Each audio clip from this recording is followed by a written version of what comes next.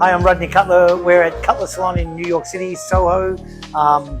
Sydney's hair is amazing. She's got that sort of edgy shag. It's got Bordeaux-y bangs, which sort of soften it up. And we left the texture really raw and edgy, but now I'm going to give it a little bit more of a sort of a glamour finish.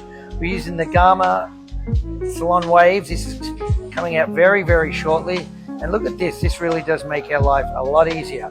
You don't have to marcel it, you've got some actually a little bit of a nice bend. It has that sort of 70s vibe to it, but it gives it a little bit more polish to the hair rather than just having that rawer texture, which we love as well. So what's nice, it really is very, very simple to use. You can be a hairdresser. Even if you're not a hairdresser, you could absolutely master this, where you're just literally placing it in. There we go. We're going to get a nice, you can see that nice lovely bend.